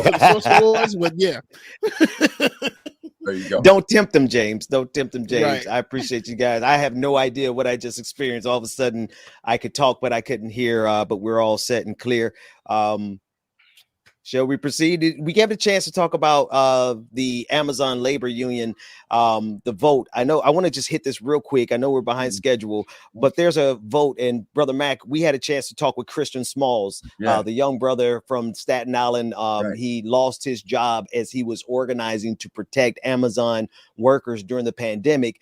Christian Smalls has since been on the front line of organizing, and this seems to be a historic day. 1,518 votes voted yes to unionize the Staten office branch of Amazon, the warehouse there. The current vote is 1,518 yes to 11 and 54 no. 360 votes in Amazon labor union's favor to wrap up today's count. Counting will resume today at 10 a.m. They're already starting very shortly to count. And so anyway, this looks like a victory because this is the second time, or rather there was an attempt to unionize in Bessemer, Alabama, and Amazon did everything they could to sabotage that. And now they're trying again at Staten Island. It looks like they may be able to get a victory by the end of the day. So we're keeping our eye on that. And Ben, the only thing I would ask of you to do is to slow down and say his name again so that we know exactly what brother we're talking about. Ben, say it. Brother Christian Smalls, young black man who jumped out there and put himself first and took it on the chin, Brother Mac. He lost his job trying to protect those workers. And Ben, that's why every time we talk about the story of Amazon, we need to bring up Brother Smalls. And because, again, since we're talking about history, history will remember that this is the brother that did it. And here's the thing that I would say to anybody from Amazon, any employee at Amazon, if you're watching this, to really make this victory sweet of bringing in the union, of unionizing Amazon to protect your rights. If you really wanted to make it sweet, you would insist that Amazon brings back Brother Smalls. As a matter of fact, go on strike until they like it or not. That's right. That's right. Yeah. I want to go. We're going to try to get him back on the show. We wanted to try to get him this morning, but obviously this count is happening and he's there on the ground. But that's a young brother who has just been in the field working and grinding for nonstop during the pandemic. And Ben, I know it may have come across, I'm joking about it, but I am very much serious, because at what point do we as Black folks stop allowing our heroes and sheroes from suffering at the advancement of everybody else? We've seen Kurt Flood suffer at the hands of everybody else. We saw Colin Kaepernick suffer at the hands of everybody else. Now we want to see Brother Small suffer at the hands of everybody else. No. Now that you know you're doing the wrong thing, say that to the Amazon workers. Say to Amazon right now, you're going to bring this brother back. Not only are we going to bring him back, but this brother will be the president of our union. Okay. I like that. And letting history being written that, oh, this brother laid it all down for the lives of everybody else, and everybody else is benefiting, and this brother's out struggling. The hell with that story. That's right. That's right. So Amazon, if you as Amazon employees are about that business, recognize what the efforts that Brother Small laid in setting the groundwork for this. And not only is Amazon doing it, but now Mr. All Friendly, we are the world, Starbucks is having some of the same issues. But that's right. That's right. Workers of the world. Anyway, I want to play this next clip. This is Laura Loomer. Now, Laura Loomer comes from Brother Mac and DJ Exclusive. I came Laura Loomer. So anyway, I come from like the really niche world of online leftism and politics, and so I know Laura Loomer from years and years of her right-wing zealotry. This is a person who thinks January 6th didn't go far enough. She's running for Congress. And in this clip that we're getting ready to play that was brought to us by our friends over at Right Wing Watch, she is making the case of why she's the perfect person for this district that is the whitest district in her state. Let's listen to this Racism Unplugged. Able to be myself. In Palm Beach, I had to appeal to a more independent voting base or a more moderate voting base because it was more liberal there. But, I'm very right wing. I'm running a campaign to the right of the current Republican congressman. And that's what the voters here want. And, pertaining to, your background with white advocacy and being a white advocate and, really pioneering the intellectual discussion right around race and demographics in this country. Citrus County, which is in my district, is also the whitest district in the entire state of Florida too. And so these issues of CRT and anti-white racism and anti-white hatred and this anti-American, anti-white Christian mentality that the Democrats are pushing, right? They're trying to persecute white people. They're trying to persecute Christians, the most persecuted people in the world. That's on the radar of my constituency. And I look forward to being their advocate when I win my race and, get elected as their next congresswoman. What the? Well, that does sound very exciting. Now she's talking to Jared Taylor now. Can I do have to say now, I reached into the dregs of society to get this one. Right Wing Watch reached into the dregs of society, but here's why it's worth playing. This is not her first run. This is her second run. And she's running in this is the time. If you ever could run as an avowed white supremacist, it's right now. That is Man, extremely white of her. Yeah. Damn, that's like the whitest of white that I've ever seen. That's just like That's bleach white. That's like KKK Grandmasters. Like, damn, I'm just gonna step out and take the hood off and just tell you straight up, anti-white. What is what? Right. Hey man, I'm gonna be simple and to the point. I ain't saying she on crack. That don't sound crack-ish. Crack-ish, Dr. Mac. God dang. She said, I thank you for your racial advocacy. I'm like, wait a minute. She said, and these anti-white racists. I'm like, what? How does this? They really believe there is a faction. And here's the thing: we're laughing, but these folks are dead ass organized, y'all. Like they are organized into a couple of groups: the Oath Keepers, the 3%ers, the Proud Boys, the Boogaloo Boys, and there's a couple of more. They're organized, they're regimented, they're paramilitary organizations, they're practicing with their guns, they are AR-15s, they're marching in the streets. So, we're laughing, but these folks are serious. Dr. Matt, not crack-ish, she's crack adjacent. Somebody said it in the chat. I had to steal it, boom, Dr. Dragon, crack adjacent. Yes, hell yes. I'm giving big meth energy right now. Big meth energy. Smile, girl. Let me see your teeth. Wait, drop the lower third. Drop the lower third. Drop the lower third. Man, I can be your fantasy. You can tell I got big meth energy. No.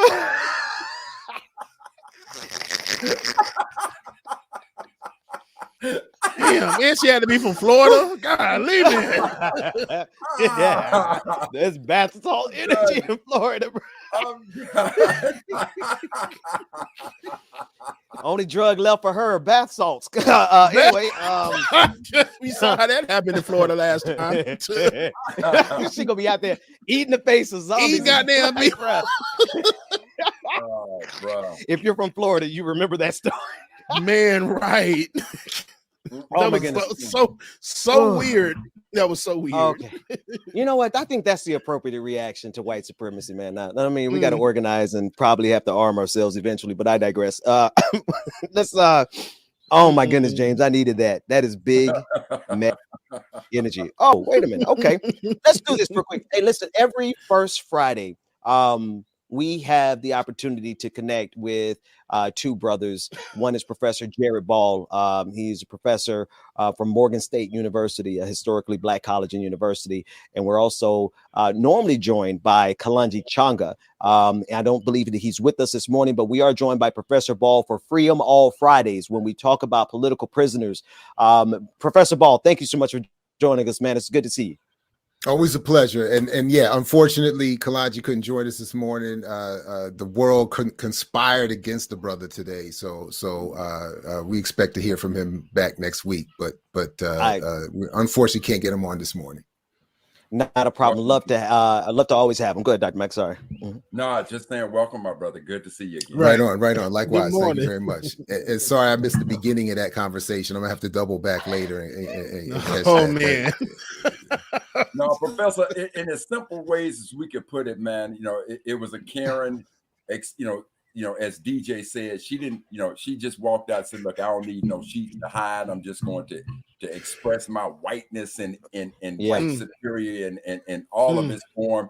And, we simply said that we're not saying she on crack, but she did sound crackish, and it just went crackish. It just escalated from there. Yeah, I heard my man say, I think we need to see that smile and check for the levels of meth. Oh my But like my man brother Kaba says, sometimes it's just white peopling. Exactly. Yes, no drugs needed. No drugs needed at all. This is all natural. She woke up like this. Like I was just gonna say, woke up like this, ready to go. Yeah. Anyway, yeah. I cannot afford to spend this coffee on this equipment here this morning, Dr. Ball. I'm gonna slow down on my drinking. Listen, we didn't get a chance to connect last month, but I'm always glad to take this time to expand the conversation. Talk to us this morning about the political prisoners because as we look, there's a balancing act of being in the seat of empire with the gaze out on everything else that's happening, while internally we got a lot of foul stuff happening in this country. Talk to us. Yeah. Well, again, I want to make the same point over and over and over again, that the continued existence of political prisoners is proof of the absence of the kind of change we all want and deserve. So whatever the symbolic or the virtue signaling to progress or advancements that have been made, I think the fact that we still have Mutulu Shakur, Leonard Peltier, and others locked up, Jamil Al-Amin, H. Brown, and others still locked up, is proof that we haven't really overcome many things, and the levels of progress that we deserve have not been attained. But there's two things that I wanted to bring up this morning. I really do appreciate you all having these conversations here. One, and both of these can be found on our channel at Black Power Media, but one is that several of us participated in a several week-long seminar on journalism for liberation and combat, all of which can be seen on the channel in the different sessions, where approaches to journalism, approaches to organizing our media production, particularly around radical politics and ideas, and centering not even just political prisoners, but prisoners in general. One of the more powerful points that was made to me, at least, because I almost exclusively focus on political prisoners. I admit I'm not as involved in the broader prisoner or prison struggles I should be.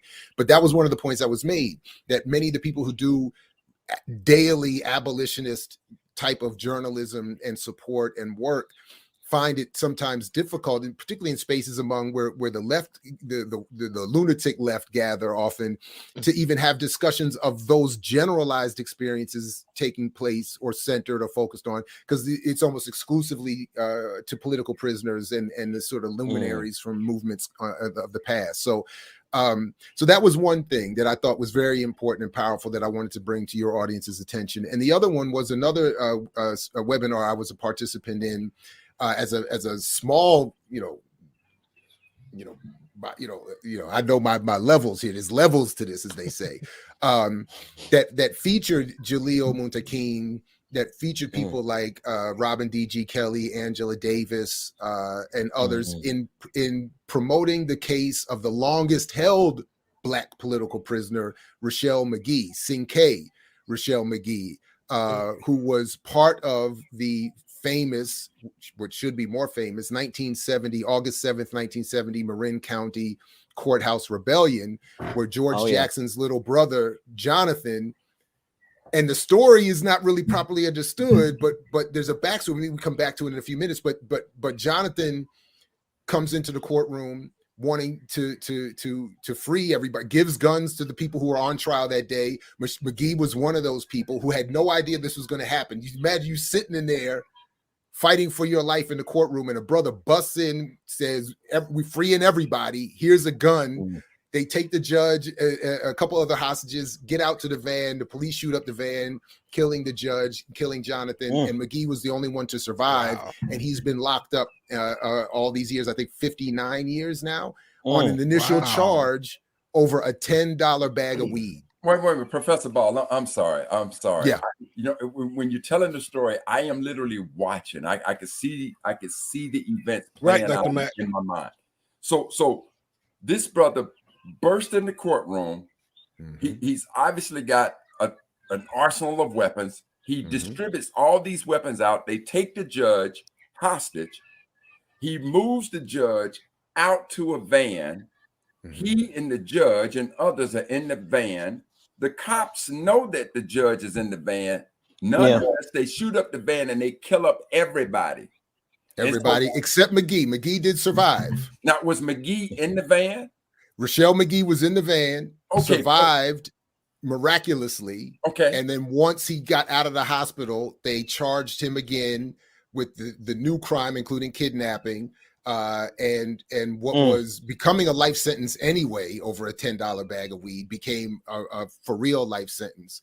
And he's been there to this day. Hang on, Professor. I'm sorry. I got to stop you again. No, yeah, sure. So he is in the courtroom. Now, where are we in court? What city, what state? Marin County, California. So this is California. He's in court for a $10 bag of weed. And right now, and this happened in 1970? 1970. And he's been in prison from 1970 till currently? So he had done, so I don't have the, so he had been locked up somewhere else in the deeper South for another crime for I think 8 years or something, some other silly crime. Then he gets locked up for this $10 bag of weed. And what it was they had also added kidnapping, because it was one of those situations where he's trying to buy a bag of weed in the car, something like that, and the dude tries to rip him off, and he's like, "No, you're not going anywhere." Okay. And they call that kidnapping. Wow. Add that to the charge. So he gets all of this added on. So it doesn't start around the politics. So, but there's another part of the story I haven't even got to yet. That's even more fascinating, because you talk about seeding in your head. It's like this. Not that I want Hollywood to get their hands on it, but when you talk about if you wanted to make a real movie that told the truths, like it has all the elements that you would need to make it a hot film. So he's sitting there in court. Now, the other part of the backstory is, and this is why I encourage people, and I provided your producer the link if you all want to air it at any point or look at any of the segments of it. The story is fascinating, but he's in, the other part of the backstory that still hasn't been properly told, and there's some forthcoming work eventually that's going to come out that better tells the story. But the short of it is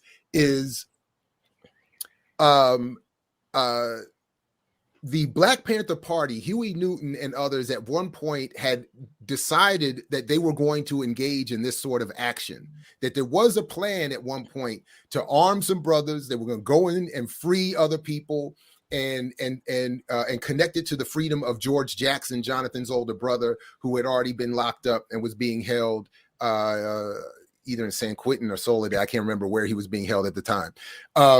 So Jonathan signs up. He's like, I'm down.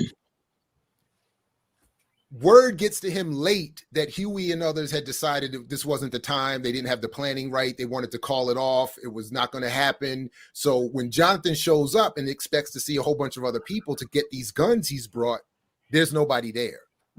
He decides, whatever. Do it anyway. I'm going. Wow. Finds these brothers on trial. Now, and this is the question I even raised on the webinar. I'm like, think about what it must be. What kind of brother you must be, or sister, or whoever you must be, to be on trial already in the courtroom. And unbeknownst to you, this plan is evolving outside. Somebody busts in. How many of us would, I honestly don't know, like how many of us would have whatever to say, to be sitting there and say, you see this dude come in with the guns, put a gun in front of you and say, let's go. And you pick it up and go. How many people would be like, I don't want no part of that. Like, I don't, don't. But Cinqué said, nah, I'm in. And what they had done was they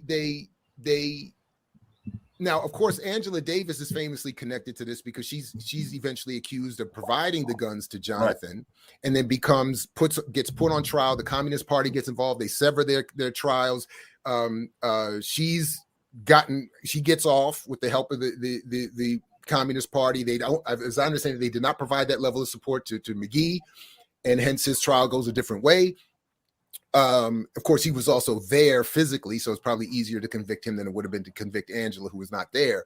And then but the other part of it was what they had done was they had taped the shotgun in the van to the judges, up under the judge's chin, with the idea being, if we do this, they're not going to shoot when they see that this level of threat exists to this judge. But the idea was they can't be allowed to escape. So if we got to kill the judge, and I can't remember if there was a couple other people in the van or exactly who was in the van besides Jonathan. Wow. But if we got to do that, we got to do that. The van cannot be allowed to go.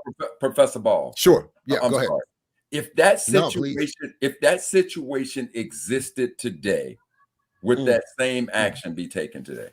If you kidnapped a judge, you had the judge in the van, would that same action take place today? The only reason I think that it might is that if it were seen as being an act specifically connected to the Black radical liberation movement. In other words, if it was seen as just like this random. No. I get it, Judge. Professor, I'm sorry. I get it. But what I'm asking you today is, I want you to remove the black element from it. Sure. I want to know that if someone kidnapped if that same scenario had played out, and it is known that the judge is being held hostage in the van, would they shoot the van? Would they shoot up the van?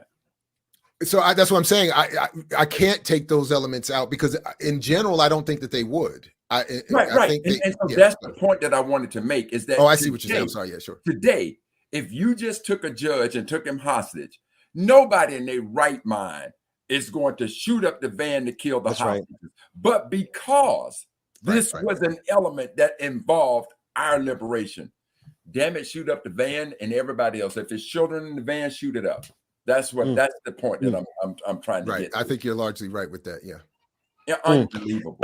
Unbelievable. I want to you Professor Ball, I remember this I remember watching a biography of Angela Davis and them going into the details of what happened in that courtroom. And you're right, the elements of it were just riveting, just seeing how that played out. You brought a couple of clips. One of them is of Angela Davis speaking. Let's take a listen to that one real quick.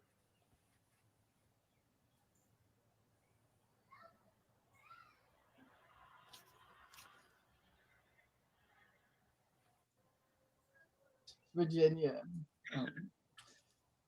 Let me say that it is so inspiring to hear Jalil Mutakim speak in defense of Rochelle. And I'm honored that I'm speaking after Jalil and before Jonathan Jackson Jr.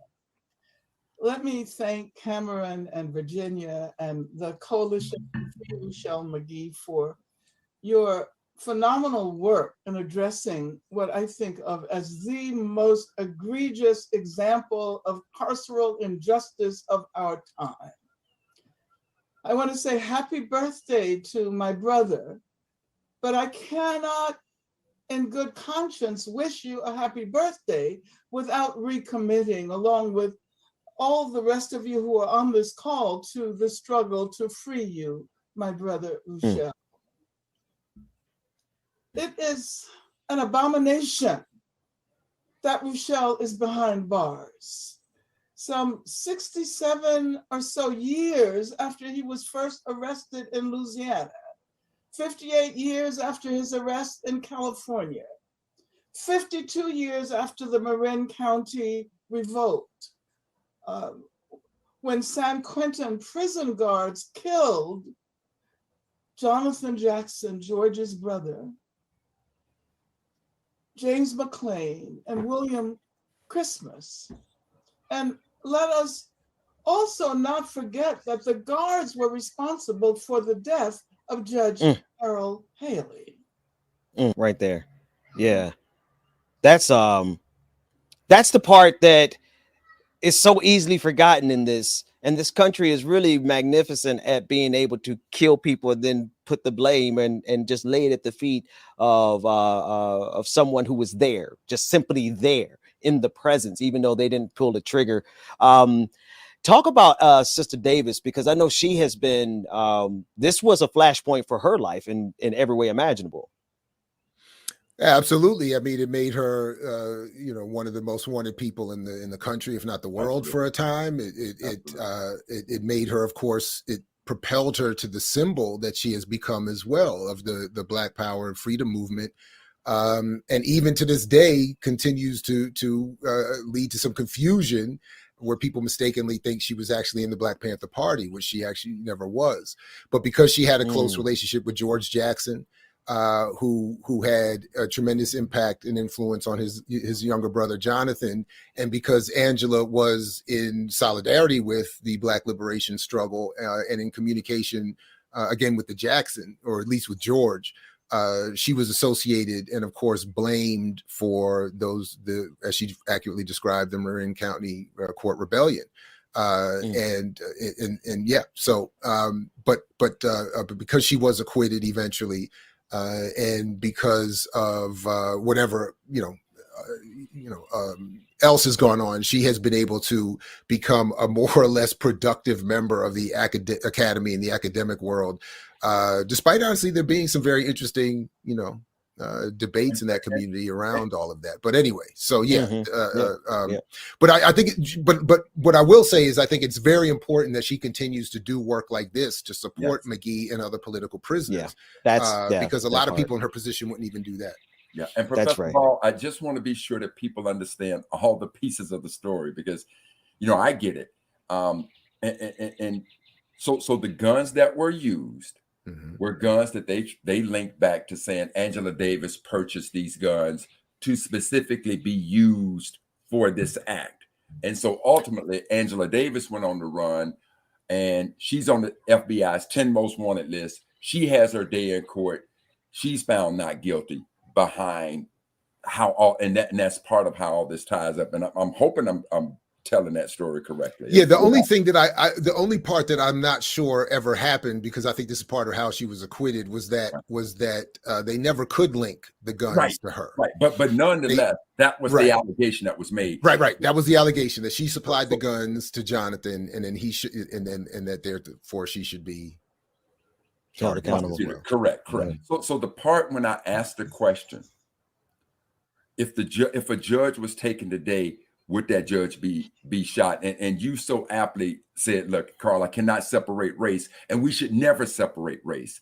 But the point is, what I was trying to say is, if a judge is taken today, they're not going to shoot up that van. They're not going to do it. But because this was tied to Black liberation, they would go so much as to even shoot up the van. Now, furthermore, to show the disdain for Black folks. And so I was listening to Sister Angela Davis, and it just made the point so salient.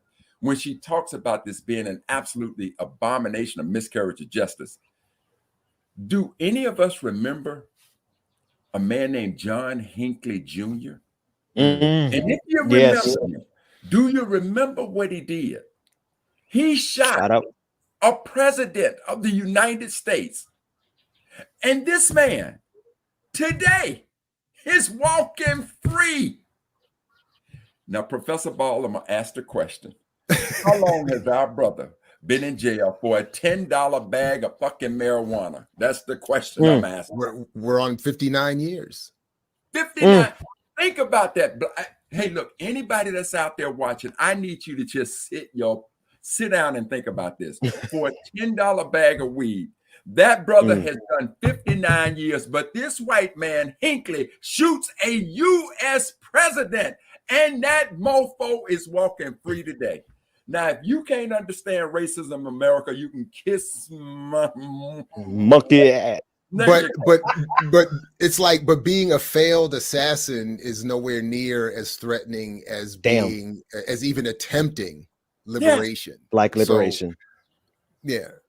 So, well, I find that to be extremely true, Professor Ball. We've been talking over the years, and I could just say, you could say, I think anybody who's spent any time, and this is, we're talking about in the year of our Lord 2022, like Black liberation is different now. The road is not as deadly, like literally as deadly in terms of advocates, because there was a period where they were just gunning down everybody left and right. But it is still a very dangerous thing to advocate vocally and verbally and publicly for Black liberation. They may not shoot up a judge, but they definitely got some other tactics for us. No, I mean, absolutely. I mean, and even that, I mean, just the idea that, again, we would rather, or, from their perspective, we would rather kill a judge than let even the idea of this freedom take place. Because what are the chances? I mean, obviously the chances are still slim that even if you let them go from there, that they're going to actually get away all the way away. I mean, you still have the broader apparatus of the police state to chase them down. But even that was like, nah, if we got to kill a judge, we got to kill a judge, because they can't be perceived as getting even this far. I'm sorry. So Professor Ball, in the efforts to free Brother McGee at this point, who is the biggest roadblock in this effort? That's a great question. That is a good question. I think right now I would say, since I'm on your show, I'll say that the biggest roadblock right now is the absence of a loud enough voice from the people. that I'll start there. I mean, we could talk about the Fraternal Order Police, we could talk about the state of California prison system, we could talk about the state itself, but I would like to focus on us right now and say that we just need more folks to be raising these questions. So people can go to freerochelle.org or .com, I believe. I'll double check that in a second. And they can support the Free Rochelle McGee Coalition and their work. You can sign petitions. They've even developed a process. I will make sure I leave the link before I leave, that you could share. That they made it a very easy process for you to not only donate and support whatever, but to sign in less than 1 minute, to sign a very well written letter to the governor. To say, listen, this guy's been in here long enough. He never killed anybody. Right. He was not in jail for a violent crime. He, again, ultimately, to your point, Ben, did not shoot anybody, even if in a failed attempted assassination. He merely participated. But he's ultimately, I think, and one of the points I made was that just like Arnold Schwarzenegger admitted when he signed the death warrant to Stanley Tukey Williams when he was governor of California, he said that Tukey was clearly not rehabilitated because in his latest book, he dedicated it to people like Malcolm X and George Jackson and Assata Shakur. That was proof that Williams had not been rehabilitated and deserved death. So my argument is that the state is clear. Just by accepting these politics or paying tribute to these movements, you are putting yourself in ideological opposition to a state that will kill you for it. So that's what. So when McGee over the years continues to make the point that slavery is updated in the prison system, from the plantation to the prison system, that kind of analysis is what also inhibits him getting free. He is not recalcitrant. He is not backing down from his politics. Yeah. So we need to get louder in our support, because again, you don't have to agree with those politics or with him or whatever. You know, it's not about liking someone or other. It's about saying, to your point, 59 years. I mean, come on now. I mean, what are we talking about here? Anyway. Yeah, sorry. Go ahead. Let me ask this question. Obviously, he could be pardoned by, he can receive presidential pardon, and we're done here, correct? Sure. Sure. So with that being said, what pains me is, again, when you make the comparison of what he's incarcerated for as long as he's been incarcerated, and you juxtapose that against a man who has attempted the assassination of a U.S. president, and now add into the mix what negative 45 would do in just granting pardons to his buddies left and right. So I have to ask you a supposition question and then an affirmative question. The supposition question is, what do you think would have happened if the requests were made to President Obama as to a pardon? And then now that you have a black vice president who once was over California, and now you got a judge who is understanding sentencing guidelines, and this administration has now come back and said, we're going to nominate Judge Jackson, who has clearly been on the record for understanding how these sentencing guidelines have been racist in their treatment to us. Is there the possibility of writing President Biden a letter asking for a pardon? And I know you got to go, Professor Ball, but that's a great question. Go for it. No, it is. And very quickly, first of all, thank you both to the show for having us on and doing this. We really appreciate it, and appreciate your work. The first part of the question, we don't have to speculate. Obama was written many times by many people to free many political prisoners and refused on all counts. So that's easy. We don't have to speculate. He said, no, I don't care. And the other part, I don't know. That's why I'm saying I would like to see us give a shot. Everybody can at least, it literally takes less than a minute. If you go to freerochellemcgee.org and click the petition, literally takes less than a minute to have a letter sent off, at least to the governor of the state. Gavin Newsom, at least right? let's have, Gavin Newsom. Let's at least have folks do that. And then you can link up with the folks at freerochellemcgee.org to get involved with more stuff if you want as well. But if folks at least do that, let's see what kind of pressure we could put on at least the governor, if not the president. And let's see. I mean, it's hard to be optimistic, but we need to at least give a shot. At least we have them on the record. Deserve to be free. Yeah, at least we will have them on the record. Professor Ball, I know you got to get out of here. You head to class and doing what you got to do. I thank you for coming to spend this time with us. And anytime we can have you back, we want you back, brother.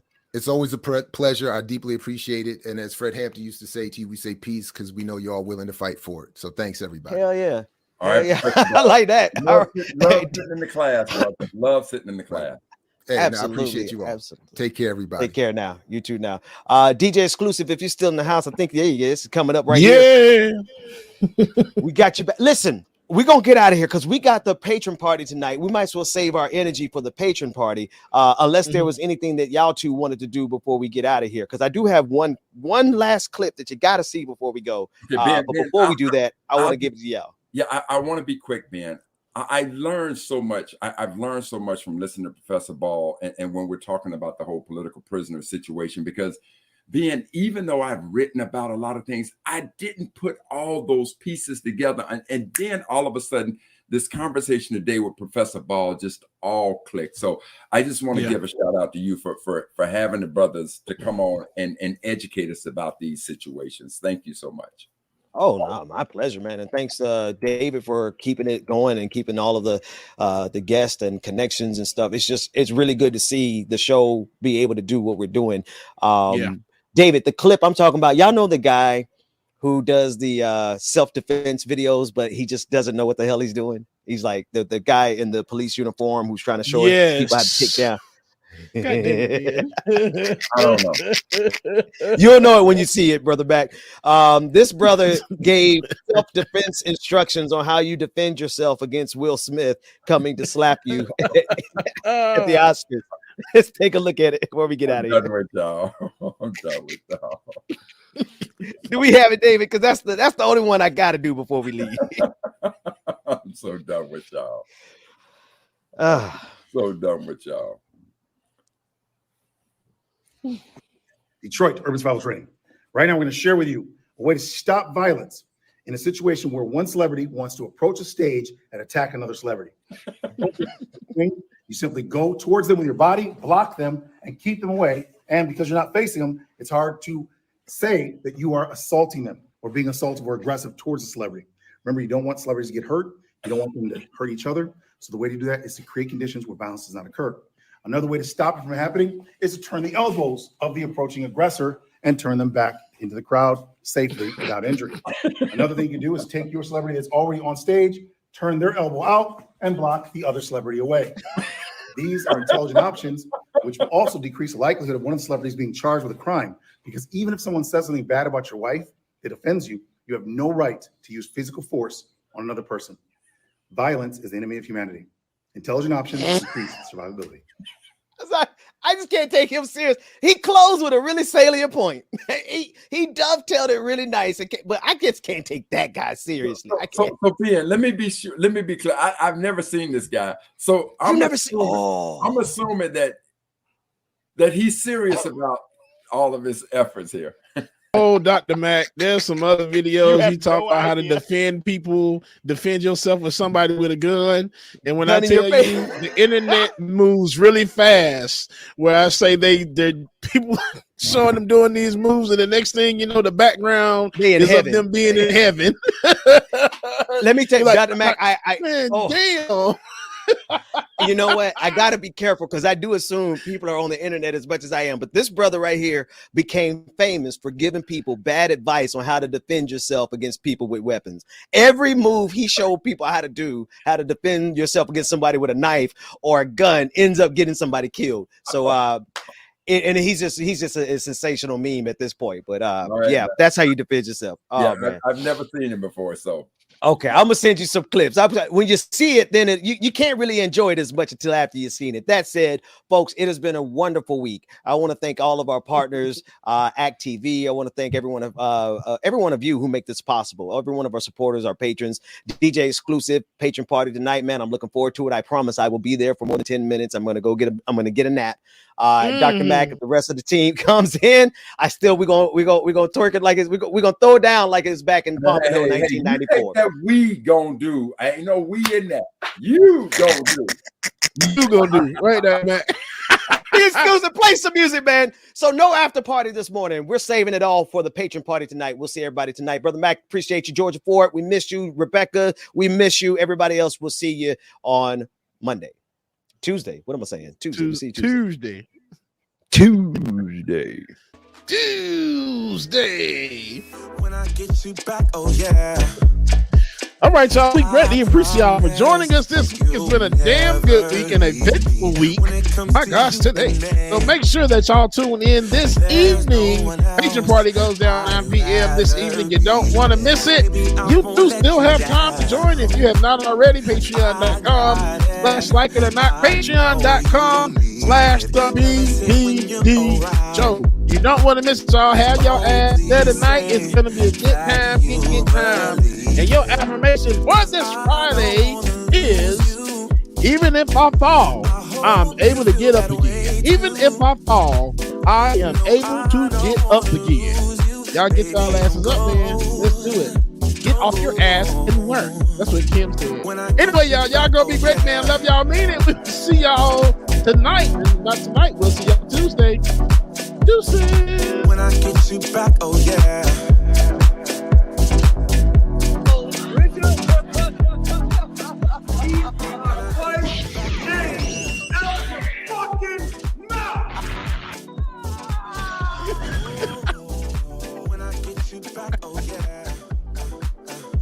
I hate you, David.